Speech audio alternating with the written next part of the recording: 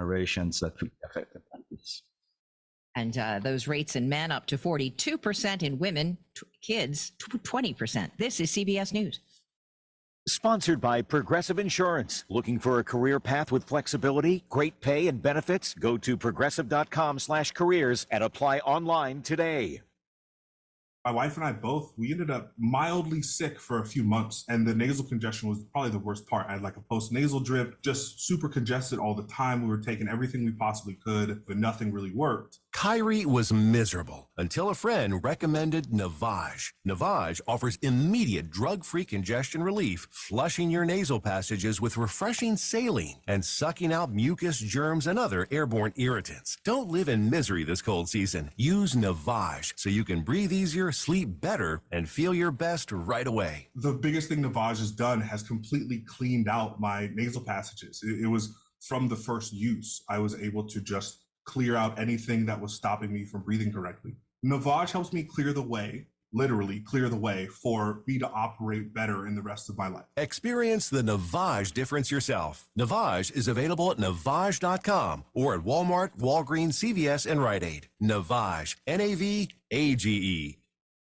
A hatch watch is underway in Southern California. 3 bald eagle chicks could emerge any time now from eggs laid in a nest monitored by nature lovers on a popular online camera feed. The mother, named Jackie, laid the eggs in late January atop a tree overlooking Big Bear Lake, high in the San Bernardino Mountains east of L.A. She sat on the eggs for more than 2.5 days straight when a recent winter storm blanketed the nest with snow. Steve Kathan, CBS News. Grounds for divorce. The bride wore white. The groom wore his Apple Vision Pro headset on his wedding day in Utah.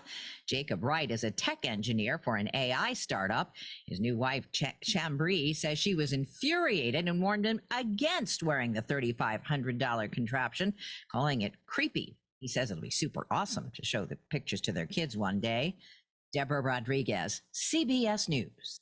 WPTV's First Alert Weather on WPSL is brought to you by Seacoast Air Conditioning, family owned and operated on the Treasure Coast since 1982. Online at seacoastair.com. Now with a look at our forecast, here's meteorologist Jennifer Correa. Warming up well into the upper 70s, but we are going to top out about 80 degrees for that afternoon high with partly to mostly cloudy skies. Going into tonight with clouds around, still staying a little muggy out there. Tonight's lows mainly in the upper 60s. And then tomorrow's going to be another warm day with highs in the low 80s. Chance for storms on Sunday. I'm WPTV First Alert meteorologist Jennifer Correa for WPSL 1590, the talk of the Treasure Coast. Living in Florida is paradise until your AC breaks down. Seacoast Air Conditioning is family owned and operated for over 40 years. Seacoast Air Conditioning offers service in hours, not days. We answer the phones, show up on time, and fix the problem right the first time. Comfort crisis, don't roast, call Seacoast. Hi, this is Rabbi Shafir Loeb, inviting you to join us at Congregation Eitz Chayim, your Jewish home on the Treasure Coast. We are inclusive, we are welcoming, we are all things Jewish on the Treasure Coast. We have Kabbalat Shabbat services at Friday evenings at 7:30 p.m.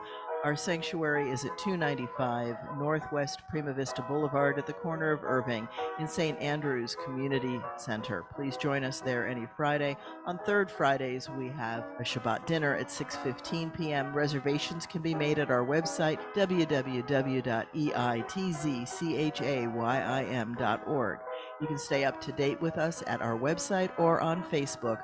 Lots of different ways to check in with Congregation Eitz Chayim. Again, a welcoming, inclusive Jewish home on the Treasure Coast, just for you to join us and enjoy your Jewishness. Renew your inner Jew at Congregation Eitz Chayim.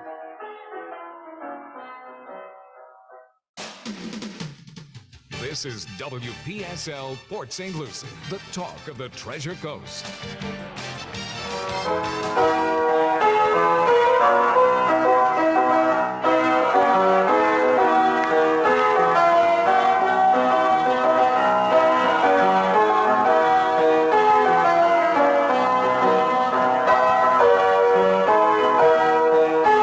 It's 10:07 at WPSL 1590, the talk of the Treasure Coast.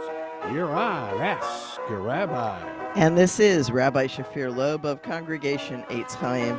your Jewish home on the Treasure Coast. And I'm trying to figure out why. There we go. Okay, now it's. I love technology. 1st of Gotta March. love it, you know? A lot of stuff happens the day after a leap year. That's true, because it only happens once every 4 years. And I don't know, there's some weird stuff already going on. Phone's not working and all that.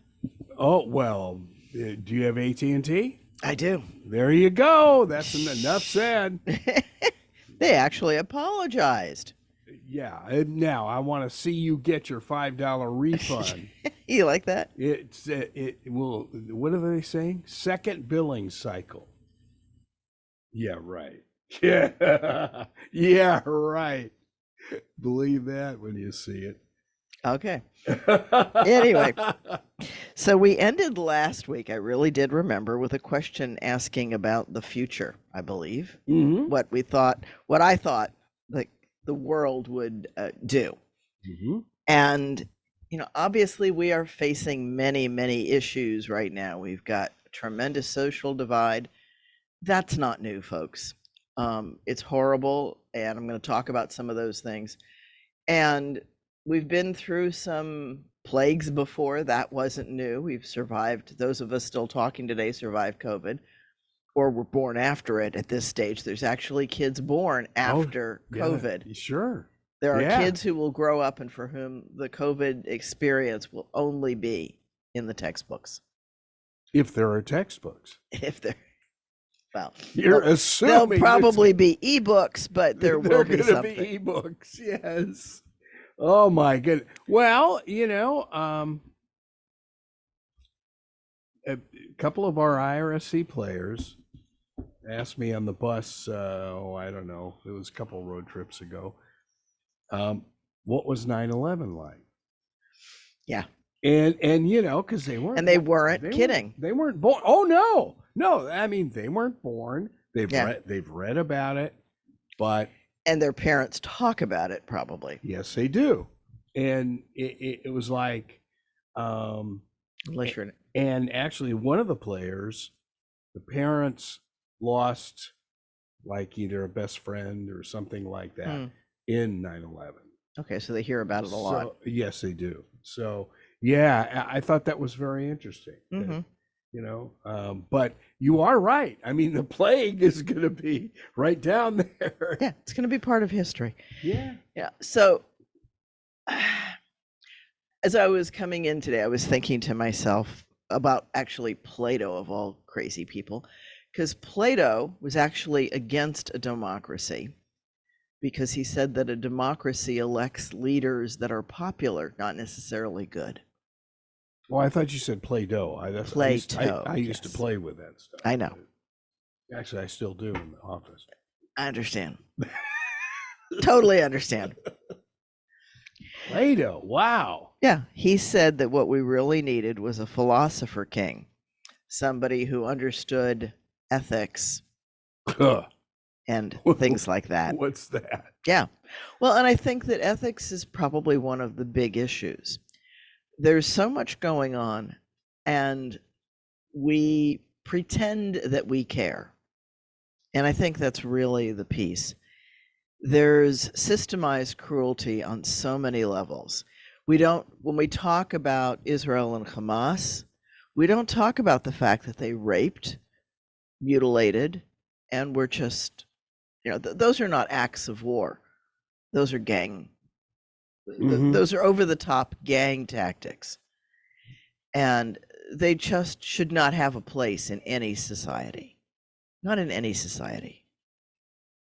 That's just not, especially, and I get the justification of saying anybody living in Israel is an occupier.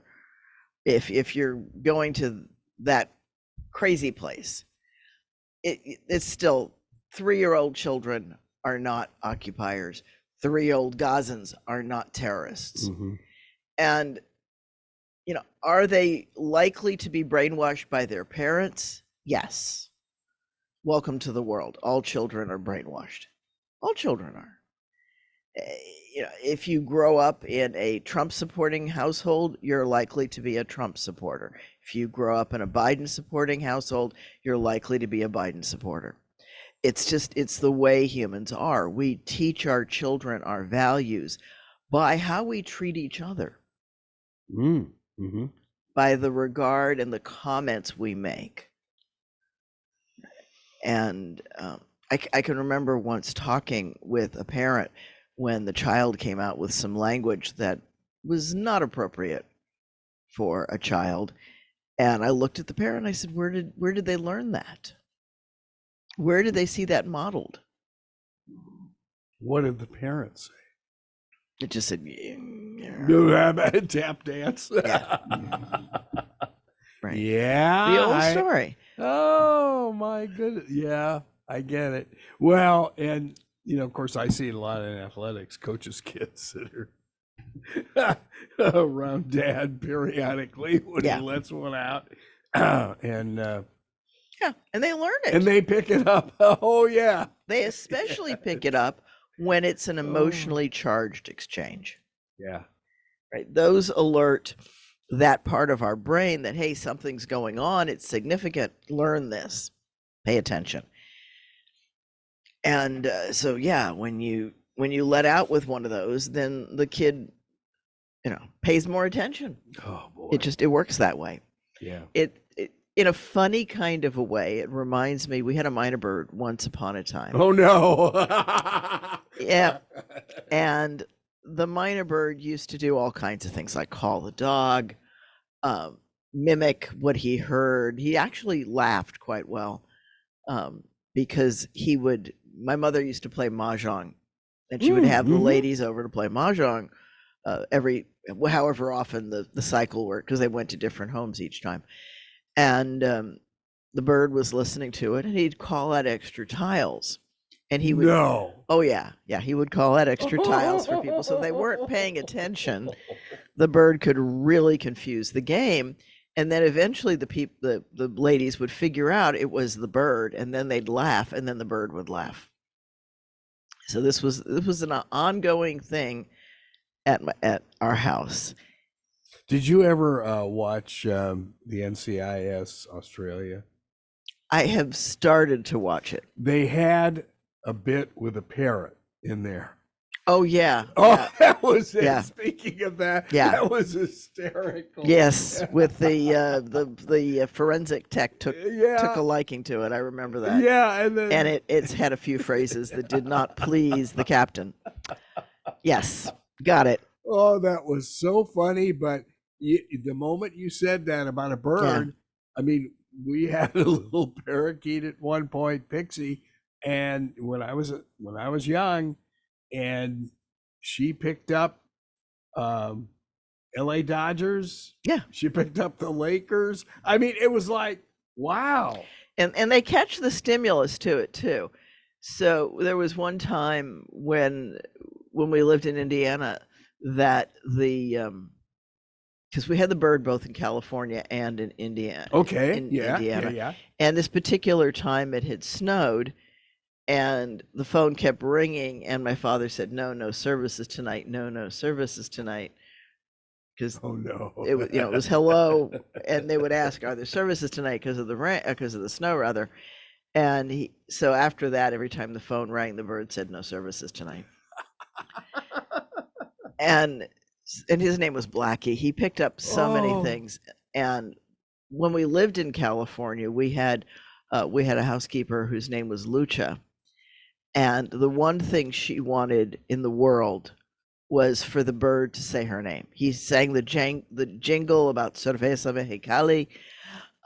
He picked up many things in the household that were going on while she was there, but she wanted him to call her Lucha. And so my father said, well, just every time you walk past the bird, say Lucha. And he'll figure out that you're Lucha, and he'll start calling you. And so she walked past the bird, and every time she said, say Lucha, eh? Say Lucha, eh? And one time she just walked by him, and he said, eh? Oh, well, okay. Yeah. That's what registered. He picked up something. If she had just said Lucha, he'd have gotten it. The old story. So funny. Yeah. Now, how old did that bird live to? I want to say probably 10 or 15. Yeah. Yeah. They live a long time. It was, and I don't know what age he was when we got him. We were not his first. There's a funny story about that connected to it, because whoever had him before us taught him to wolf whistle. He came with that wolf whistle. No. And he knew, oh yeah, and he wolf whistled at women. Oh, come on. No, he knew the difference. And this, we moved to Indiana. This didn't never happen in the temple, did it? It was close. We were cleaning, but my mother was unpacking, and it was a nice day, and so she put the bird in its cage out in the backyard to get some fresh air. She did that quite often, and he liked it. He chattered away, and we had a neighbor who was a blonde and wearing stretch pants, black stretch pants, and she's gardening. Oh no. And every time she bends over, the bird lets out a wolf whistle. And she stands up and she looks around, and of course she doesn't connect it because all she sees is this bird. This bird. Yeah, there's a bird in the backyard, and doesn't think anything of it. Goes back to gardening, and this goes on and on. Meanwhile, in the house, one of the congregants had a son. I want to say over 12, but under 16, somewhere in that range. And he came over to offer, can he help? Probably his mother sent him, but who knows? But he comes over and he asked my mother if she needed any help. And she said no, that she just needed to unpack this box. And then he said, well, can he play with the bird? And she said, sure, he's out in the back. Go out and talk to him. Because everybody knew he had the bird. And so he opens the back door right after the bird has let out one of his wolf whistles. Walks out, walks up to the bird cage. At this point, the blonde next door stands up, looks around him, looks around, sees him, and reams him one like you wouldn't believe. Oh no. And he comes into the house. My mother has figured out what has happened. It's not rocket science. And he comes into the house. And, this is over. What did I do? The bird did it. Yeah. Oh no. And so our neighbor was mortified when we became friends with them and told them the story of the bird. But he was an interesting character. My father definitely loved him. My mother hated cleaning from him. I'll bet. Yeah. Minor birds are messy anyway. I love them. I think they're gorgeous, but it ain't, housebreaking a bird's just not an easy thing. Good use of newspapers, though. Yeah, well, newspaper, actually, she hung plastic around him. Today, I would say you could probably build a container of coroplast or something for a backdrop. And that could be easily hosed down and washed and cleaned. But she was trying to protect the wall, and it just was an ongoing battle.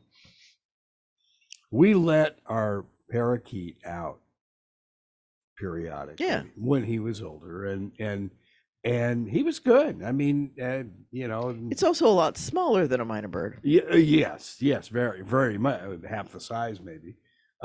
He was great. Yeah, we had a parakeet too once named Pretty Boy, and he liked actually to sit on my parents' glasses. Yes.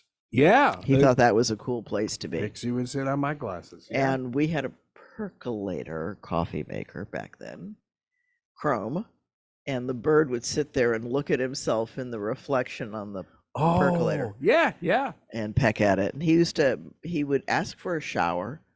This was the parakeet. And my mother would turn on the spigot in this. We had one of those ridges between the different tubs. And the bird would sit in the middle, and she would turn the water on drip for him so that he could wash himself. But he liked that. He liked it. He asked for it. Really? And again, and he was a bird that we got fully engaging and speaking. Somebody had given him to us. So Wow. he was a fun bird. Yeah. Yeah. They're fun. Yeah. They really are. They really are. But wow, that's amazing. Well, you talk about everything that's going on now. Yeah. The big I story. had diverged. Yeah, CBS just talking about Moldova maybe having problems Yeah. with Russia trying to go into there, and you just think, when's all this going to stop? That's the old stop the world, I want to get off. And we do have a crop right now of leaders, and there's a piece about when you step up to lead that people say, well, they're narcissists. To some extent, they have to be, because they have to be willing to take that kind of attention. And I'm not diagnosing. Clearly, I can't diagnose somebody unless they ask for it, prove it, and are close to me. I don't do it without contact. But we've got a group of leaders that I'm not convinced have their country's best interests at heart. I don't think that what Putin is doing is good for Russia. I don't think that what Netanyahu is doing is good for Israel. And I'm not going to go closer to home.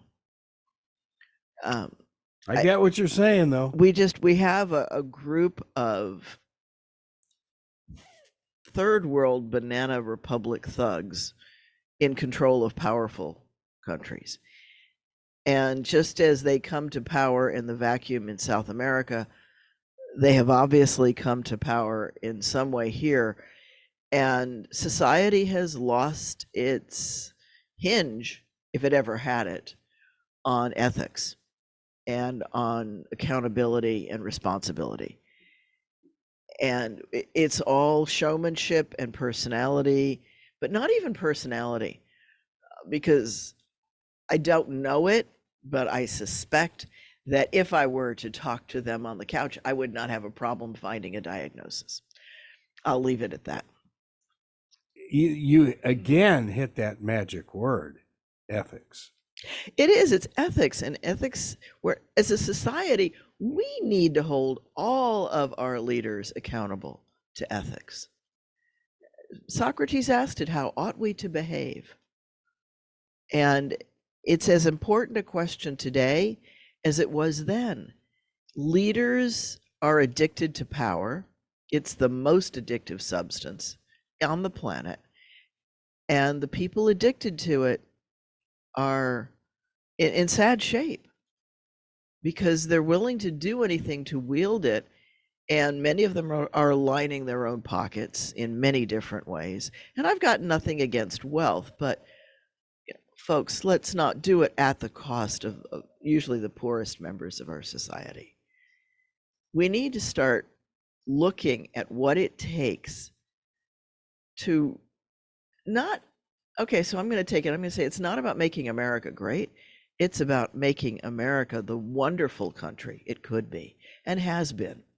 I was looking at I'm looking at how the flag is being used right now to divide people. It's almost as if it's becoming a divisive between parties, which is ironic because both parties are very American. Mm-hmm. It's just the way they use the flag. Mm-hmm. And it's not the American flag versus the Confederate flag versus the whatever. We're supposed to be the country that on the Statue of Liberty, right? Send me your poor folks. It's not saying send me your best. It's send me your huddled masses yearning to be free.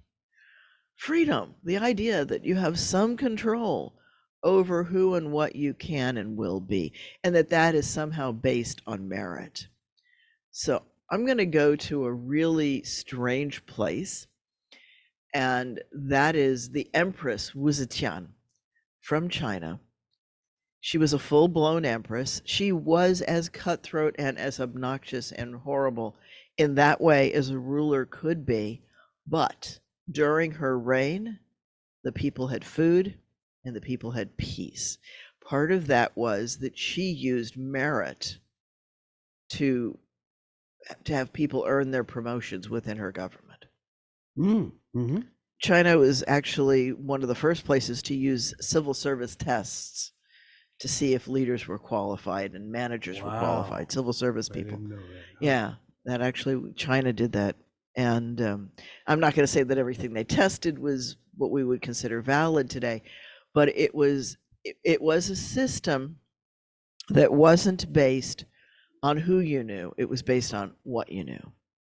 And I don't like tests. And I'm not coming into this saying that's a fun way to determine it, but it's certainly a more objective way. And then the objective becomes, how do I make the test really measure what's important? That's a secondary issue, and I'm not oblivious to that either. And we need to shift as a society to wanting the people who are best able to lead, to be in leadership positions. And that's not what we're doing. And so do I think there's going to be chaos and upheaval? Probably, if things don't gently shift. One of the things that was always a hallmark of our government was that it peacefully shifted from party to party, from candidate, from president to president to president. And we're on the cusp of that not being true. And that scares me. Because the moment it's not true is the moment that America falls. Then we become a banana republic. We become a banana republic. Yep. And or worse.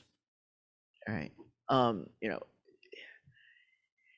Hitler took over Germany with a political, quote unquote, legal coup because he, after the fact, made it legal.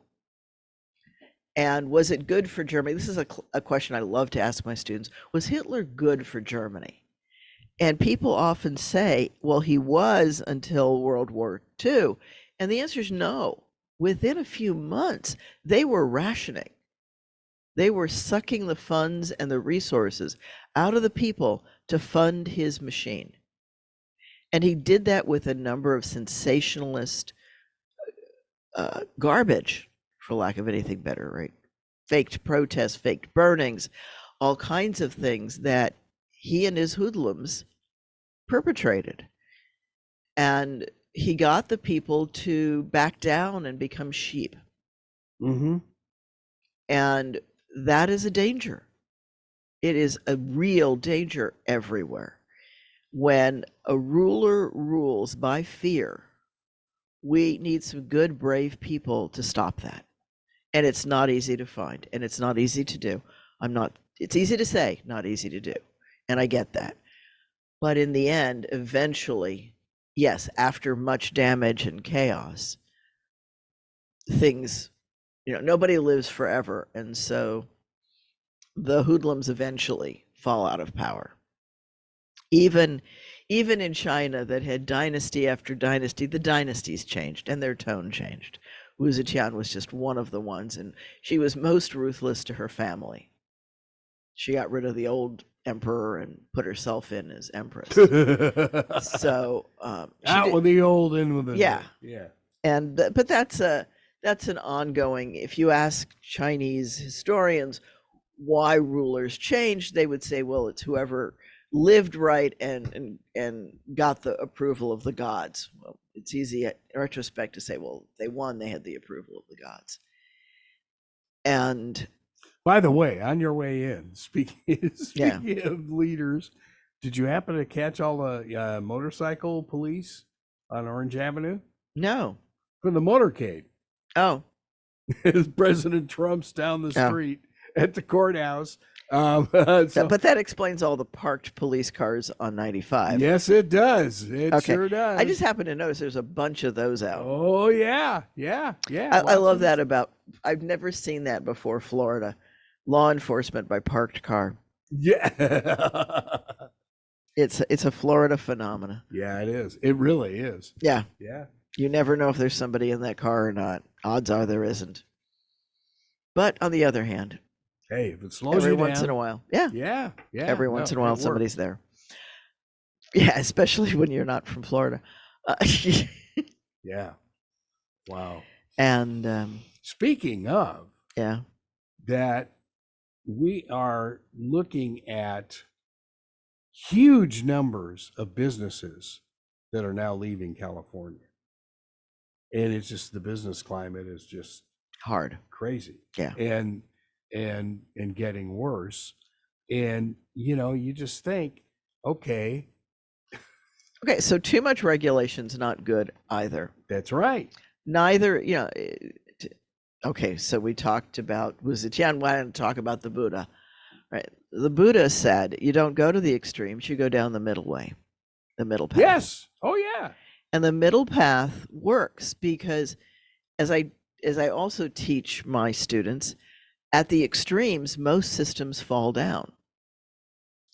And what do I mean by extremes? Here's one of my favorite ones. Part of it's what we ascribe to things. So if we say that God is omnipotent, all right, all powerful.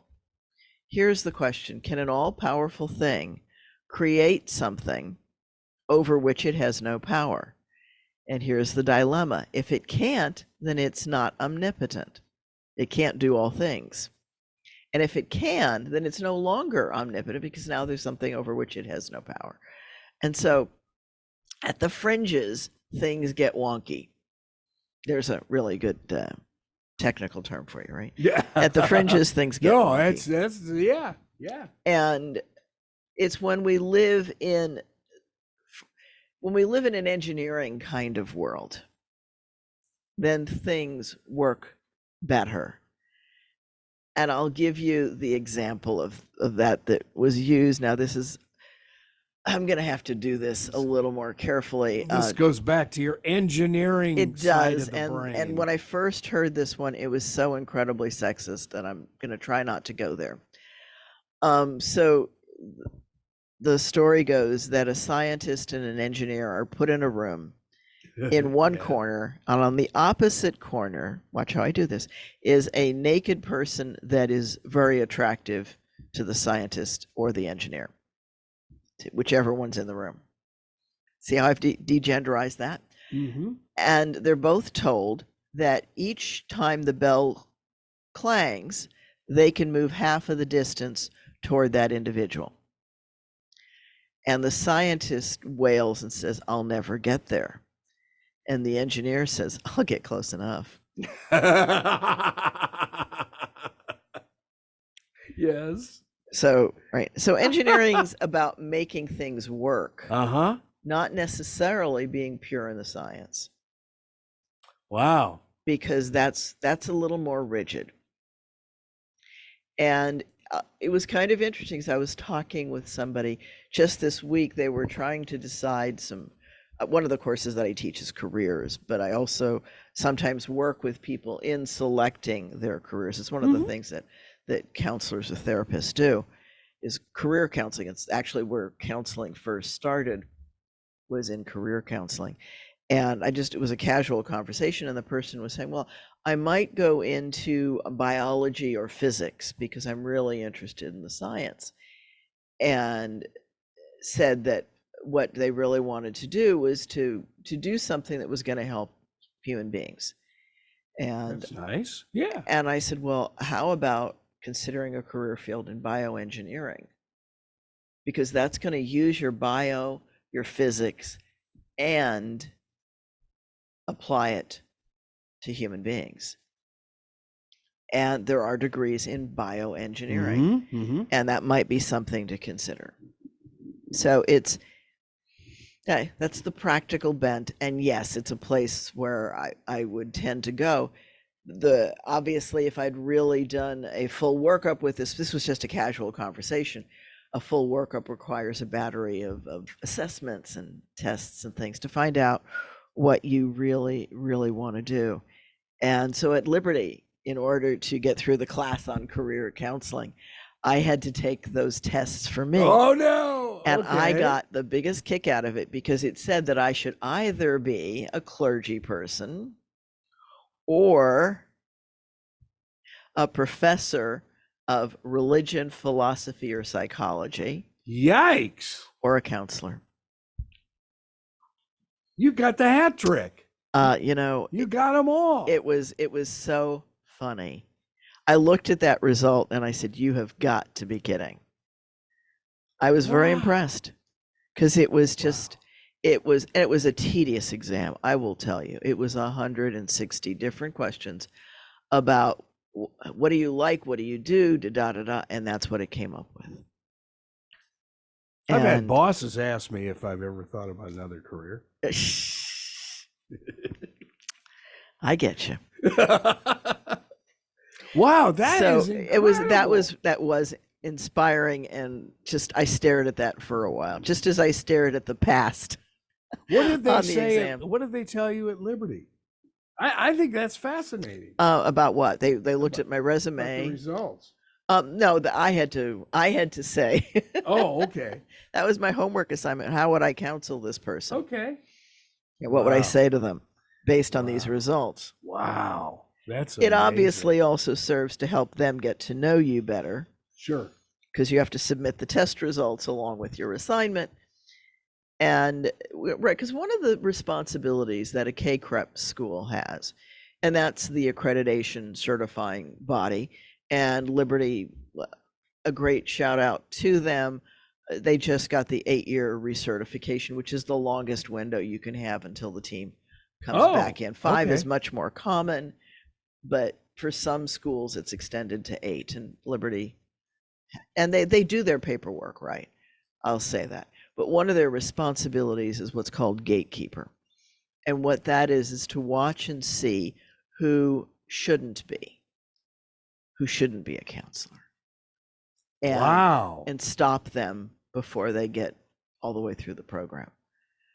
So in theory, when they put their stamp of approval on you, it means you do meet a good standard minimum level. You're the real deal. You're the real deal. And I mean, it is a good school. I will say that only about 50% of their students pass the NCMHCE the first time they take it. That's how impressive that test is. Sounds like law school. Well, and that is another way of keeping those who don't have minimum basic knowledge out. And I was awe-inspired to see the word pass next to my name. That it talk about relief. Yeah, you were very concerned about I it. was, well, because of those kinds of statistics, and because I have incredible test anxiety. Believe it or not, I just find that so hard to believe. that is my anxiety thing. I do not like, and I did reasonably well on SATs and GREs and those kinds, because those are basic questions. Okay, so how did you do in the engineering test? I passed the first one, and I actually failed the higher level one the first time I took it.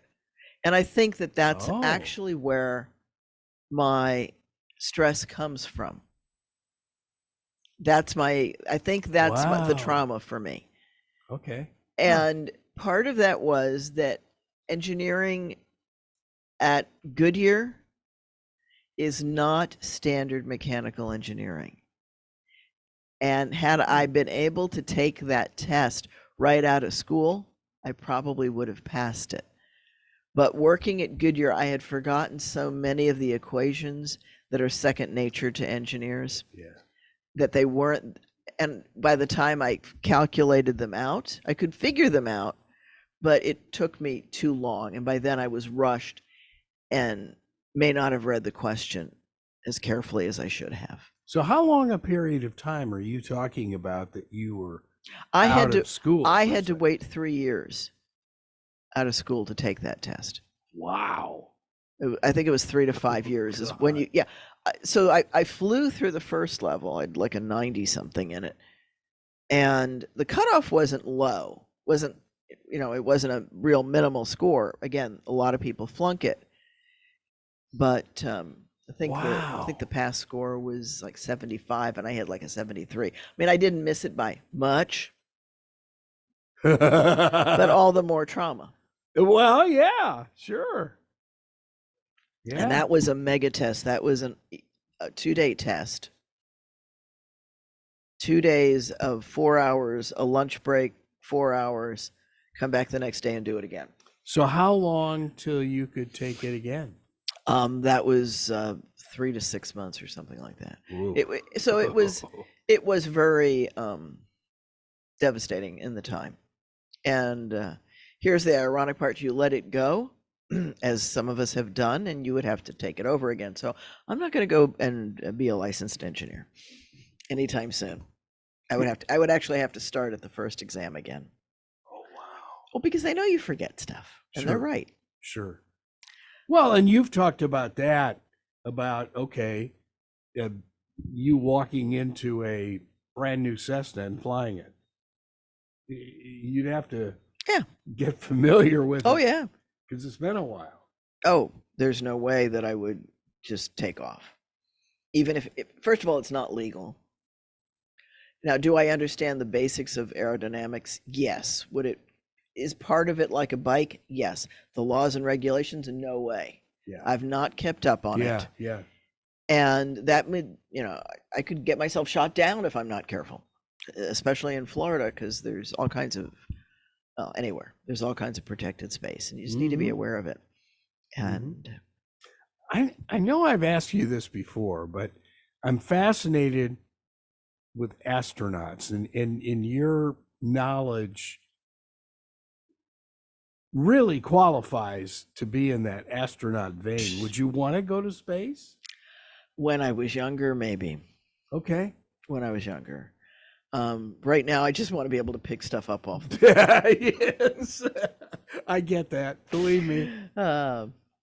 Yeah, I've always had back problems. That's not new. And so when something falls to the ground, I'm like, I pick it up, but it's like, Yeah, and that would have kept you out of the astronaut corps. It probably would have. The eye's not. My distance vision is still 20/20. It's the don't hold it up close to my face because I can't see you. Yes. And so I don't have them right now because I lost them somewhere in a parking lot at IRSC.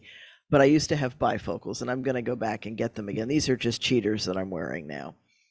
And I can kind of see through them, but I see better by doing this, but that's a granny thing. Yeah. Right. I've got really good distance vision, and I do see better without it. And so I got bifocals, and this is actually kind of a funny story, but I got bifocals originally, and they wanted to do the high tech thing for me, so they did the blend. God, that was horrible because Carol doesn't like them either. It blurred my distance vision. So we eventually said, okay, we're going to put just glass on the top, we're going to put the line in, and then we're going to give me the readers down at the bottom, because bifocals is better than this. Yes. Right, Yeah. she said, pulling the glasses down to the bottom of her nose. If you see it on camera, that's if you exactly see it, what if you go on YouTube, you'll see it. Yeah. I can do the granny thing, and from here I can read the writing on the ray press behind you. Whoa. Okay. Wow, Ray okay. Express, I guess. So that gives you an idea that the distance vision is great. I can make out some of the things on the wall back there, but not the small print. Yeah. But that's how good the site is. So I can read the warnings that are posted. But don't put it up in front of my face, or I can't. Yeah, I can't see it. I get it. Yep. And that happened when I turned 40. That does happen. It was exactly 1 week after I turned 40. I was at the eye doctor saying, what's wrong with my eyes? I was actually working in my mother's shop, and I was setting some stones in some jewelry. And to set stones, you stabilize your arms against your body, and then you can work the fingers to do the stone setting, right? Because you're not as stable further out, even if you're resting it. That's interesting. You're more stable up close to your body. So stone setting is done right here, right close to the chest. Huh. And I couldn't see it, so I moved it out to see it, and then I wasn't stable. So then I moved it back to be more stable, and then I couldn't see it. So then I moved it out. And I'm like, what's going on? That's what drove me to the eye doctor. Why can't I see it at my hands? And right but in the waiting room, on the counters, on the tables, are brochures about eyes over 40. Yeah. And I'm like, did you have to hit me right on my 40th birthday? What a gift. Yep. Right. What a gift, body. Oh, yeah. And so my eyes have definitely paid that price. I've tried to do some exercises to help it, but it ain't coming back to where it was. No. So back to the world. Do I think things will stabilize? Yes. The big question is whether or not humans will survive. I believe the planet will fix itself. And it's trying to do that now. That's why the weather is so crazy. It's trying to clean itself up. It's trying to stabilize what we've destabilized. And we just need to learn how to work with it, not against it. And that's a learning thing. We've got to learn what to do, how to support the earth so that we don't face the catastrophes, because the earth will go through its cycles and cleanse itself. Mm-hmm. And the question is whether or not we'll be here through that, because the planet's been here a whole lot longer than we have. We may just be a little blip on the history of Earth if we don't pay attention. Cockroaches will probably be here. But yeah, they'll survive it. Well, you have to wonder when you start seeing, and of course El Nino is part of that cleansing aspect. Mm-hmm. And it's been there since ever. Yeah. It's not new. Oh, I know. And, it's so funny. It's like watching NBC Nightly News and you see the stories of, oh my goodness, record snowfall in the Sierras. And I said, I think I covered 12 of those. Yeah. I mean, come on. Well, yeah, and you have to listen to those things carefully, and right? What month of the year is it? Well, and how many years? So this, right, we have a 100-year floodplain. That means once in 100 years, it's going to flood. It doesn't mean it's going to flood every year. That's right. Once every 100 years, normally, it's going to flood. And who knows what we've done with that by building the houses up higher so that they're out of the floodplain. That's why all the houses are up high. Well, in San Diego, they wound up in Mission Valley building huge shopping centers, building a football and baseball stadium in the riverbed. And that was wise. Where, of course, they were warned by the county that, if there is a 100-year flood, you're in trouble. This is going to be gone, folks. You'll be somewhere in Mission Bay. And and the earth did its thing. And you and I, having been in Tucson, we know that playing in the riverbed is not a good idea, let alone building in it. You and I have both seen the river at Tonka Verde go whoosh. And I mean, that's not just a lolling little gentle river. That's a raging torrent when it comes. And it turns into an ocean in the summertime. Well, it's more than that. It's raging. Yeah. It's raging. This the speed at which it's moving and the objects in it. And I think people don't realize that when we see the pictures of a flood, what we see is the aftermath when the water it's gone through, it's stable, and it hasn't sunk down into the ground yet. Hasn't run off, it hasn't evaporated. That's not the water when it comes. And if it's anybody who's lived through a flood, water moving is an incredible force. Mm-hmm. Anybody who's seen the undertow knows that water is a force to be respected. Sure. When it gets together with itself, it's not just gentle rain. And that's actually going back to, we're going to come back full cycle again to Buddhism. Buddhism teaches that water and air are the gentlest forces in the world, and yet they are also the most powerful. Yeah. Because when they have energy with them, they are irresistible. Water wears away the rock by just dripping on it. That's not waterboarding it, folks. That's just dripping. And these are soft substances, but over time, or when they assemble together, like in a cyclone, they're impressive. They're beyond impressive. It's funny you talk about Buddha, and when we used to get together in Sacramento every Thursday with Governor Jerry Brown on the east steps of the Capitol. This could never happen today. No, and there would were be more like barricaded. 6 or 7 of us reporters that would sit with him. He would always end with various sayings from Buddha. And I remember after one of the meetings, he passed out a book on Buddhism. And he said, was he a Buddhist? He actually, at the time, was thinking of becoming a Catholic priest. Oh. But Buddhism just fascinated him. Yeah. And of course, he went over to China several times. But, you know, I thought it was very interesting that, you know, he could look at this and see something much, much bigger that most politicians would never even acknowledge. Yeah. And the Buddha was very concerned about leadership. Yeah. Well, Unfortunately, he also marginalized women, but that's another story. Yeah. Yeah. So nobody's perfect, and that's reality. I'm not asking for the perfect leader. I'm just asking for better ones. There you go. I just want better ones. I want some with a conscience. That's all. And I don't care what group you're leading, have a conscience. So do I think, coming back to this theme of this whole meandering, do I think things will right themselves over time? The question is, at what price?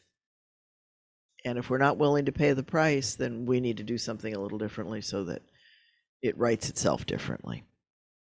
And we've got to take a serious look and overhaul at things.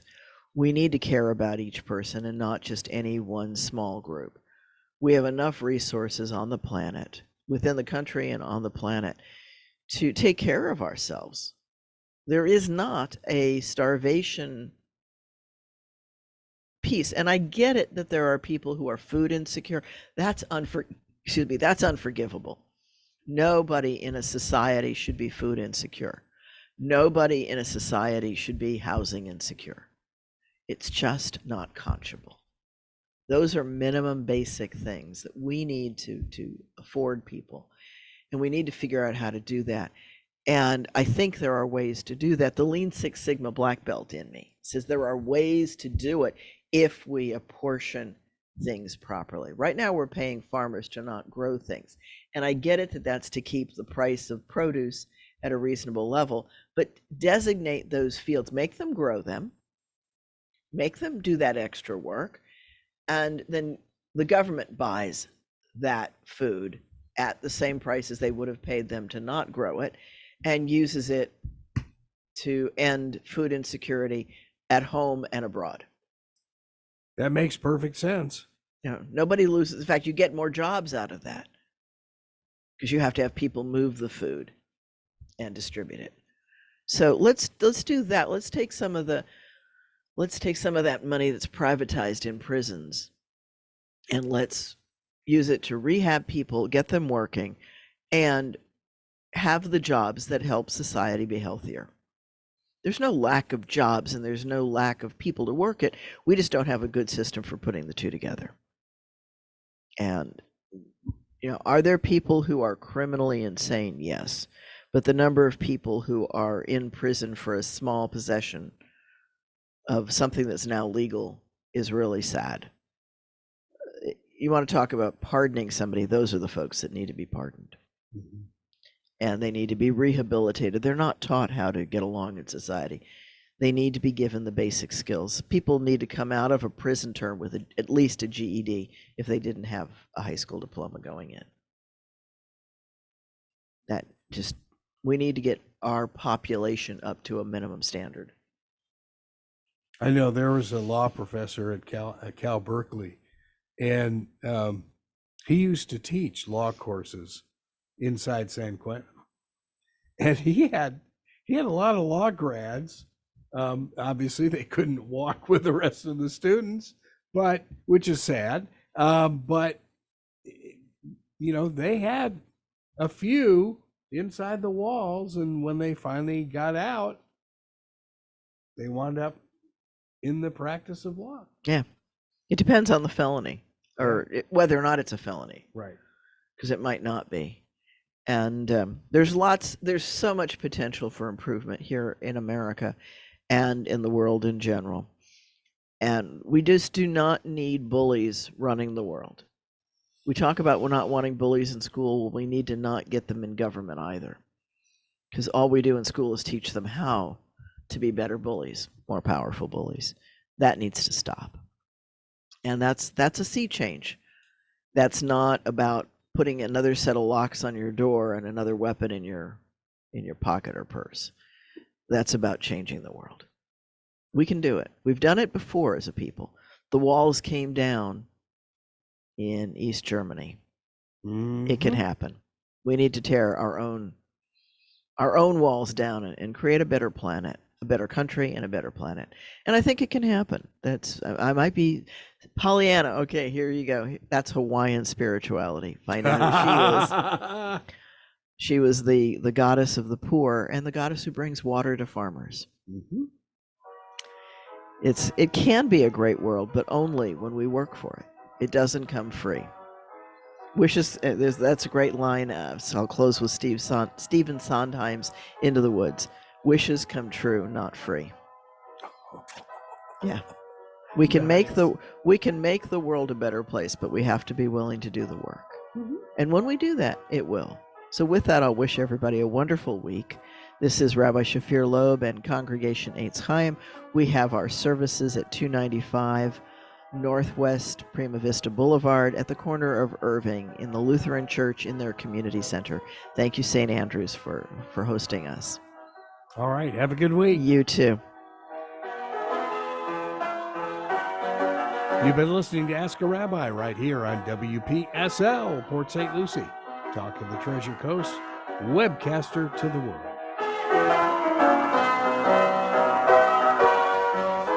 This is CBS News on the Hour, sponsored by O'Reilly Auto Parts. I'm Steve Kathan. Blizzard conditions are part of a snowstorm that's expected to dump several feet of snow in California's Sierra Nevada this